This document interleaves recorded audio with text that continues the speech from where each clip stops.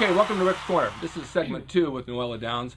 We just talked about the insecurities of people that they get around us when we're bodybuilding and how to deal with that and how to deal with relationships and all those things in bodybuilding. But I want to talk about something else, and this is a really big factor in the office place, in the gym, in schools growing up. Anywhere you go are cliques. There's gym cliques in every gym. Now, I wrestled all around the world, and every gym I went into, I could spot the cliques of who I wanted to be around or who I didn't want to be around. And if you don't know who they are, you'll find out, and it becomes very toxic because there's a lot of backstabbing. Yeah. There's a lot of rumors that can get spread. I've been the victim of one recently, of some loudmouth women in the gym who just like to get into my life and gossip, and I needed to get out of there. And I got out of there by going to another gym.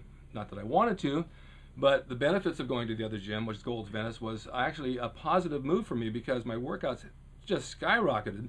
My diet was tight, and I got in a lot better shape. What was it? Because you saw the people out there and you were motivated, or just a different change of pace? Being in a gym that I was in, to me, right at this point, was very toxic. There was just too much of a dark cloud in there. Okay, it wasn't fun anymore. It wasn't fun. I mean, there was negativity, and there was rumors flying around, and there's just people that you don't want to be around because you know what they're like. And you dread it. You start to dread going to the gym. You do dread it. Yeah. It's like I didn't want to walk in there anymore. Now, don't get me wrong. There's a lot of good people. I have a lot of really good friends there that I absolutely love, and I miss them terribly. And I will go back at some point.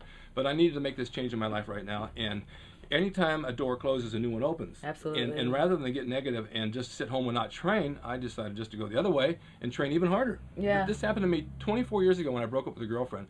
I thought I was going to get depressed, and I got in the best shape of my life. I think that's to me, that's a basic rebound action for me because I'm thinking, oh, I'm out there again. Yeah. I better look better than better. You know, like, I mean, I don't care what. Now I've got to really look good. But actually, for me, also maintaining a relationship, I feel like I've got to stay in shape. Well, absolutely. Because you don't want to be unsexier. You know what I mean? If there's such a word. Well, there isn't a word.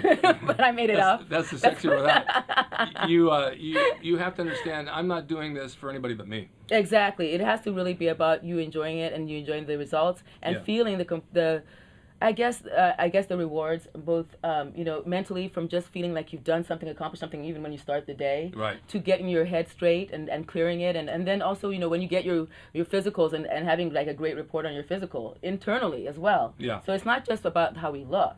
It's about really changing how, you know, our bone structure is, you know, is not so likely to deteriorate as quickly, and that's true. blood pressure maintains a lower, you that's know, true. aspect, so and so forth. So it's important. Well, we had cliques back in the 70s, and there was Arnold and Franco and I and a bunch of guys who competed, and I didn't really compete that much. I went into pro wrestling.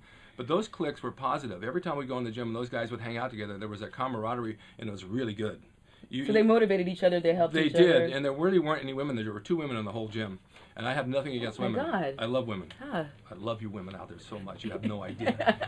But you don't have any idea. But a lot of women in the gym, they congregate today who aren't really there to work out, and they just want to find out who's doing what. That is so true. And it's horrible. It is true. Horrible. Big mouth yapping all the time, trying to find everybody's business. That's what you don't want to be around. And you don't want to be around people who are going to drag you down on these cliques and make you feel like a piece of crap when you're training, because you'll never make the progress you would have made if you're away from that. So you can have 2 choices. You can either go to the gym and stay clear, mind your own business, which I did for quite a while, or you go to a different gym, which I did. And or you can find a good clique.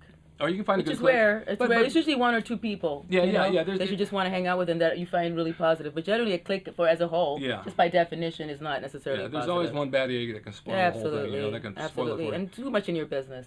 All you go to the gym to get out of your head, not to. Well, this happens in the workplace too. I mean, people go to work in offices, and all of a sudden they create a problem, and they don't want to go to work anymore. You know. It's true. Yeah, there's an old saying: "Don't shit where you eat." And we're talking with that's.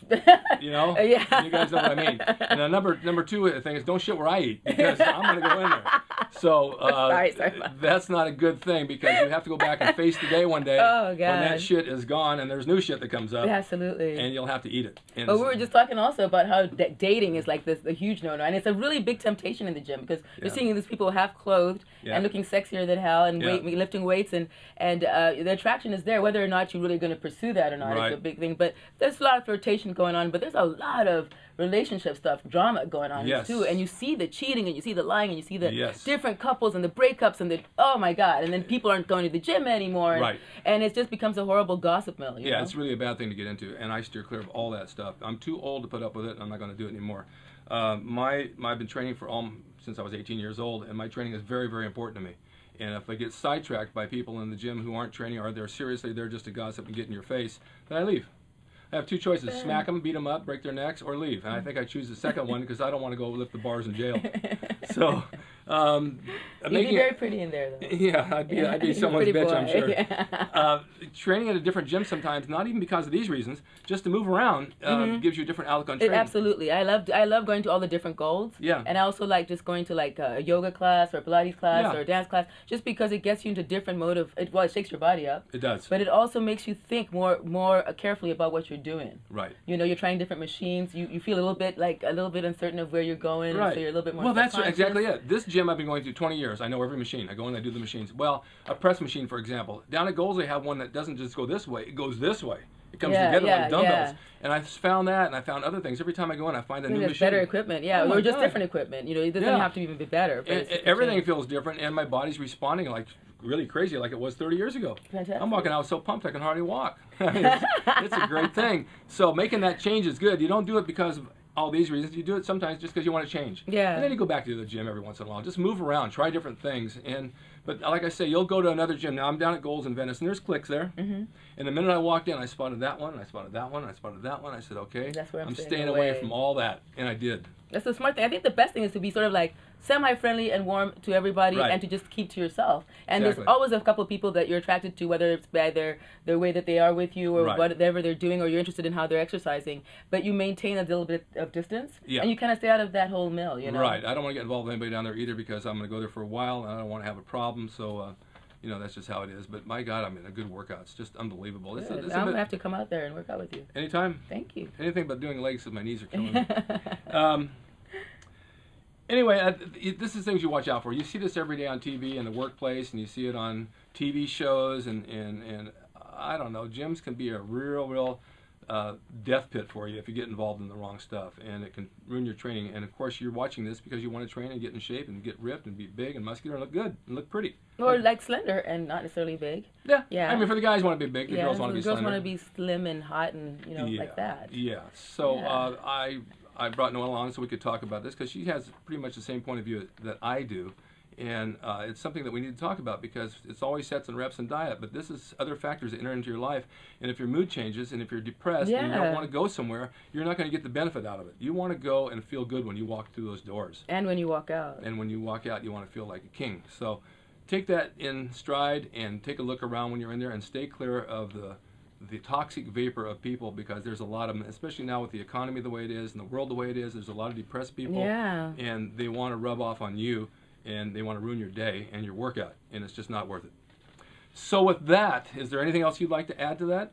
I would say that the one thing I would suggest though is in terms of building relationships at the gym is to find or to team up with a person or persons that you sometimes train with so that you can feel a sense of responsibility or accountability. Somebody that has the same principles as you that's also kind of trying to stay away from the cliques and is actually there to train and to feel good about themselves and is trying to show improvement and is able to see your improvement and to encourage you. And that's a positive thing you can try to find in there. Yeah. Well, that's very good. It's something to end this on. It's a good note. So train hard, keep your nose clean, stay out of those toxic cliques. Enjoy your life and eat right and stay tuned for more Rick's Corner because we'll be coming your way all the time.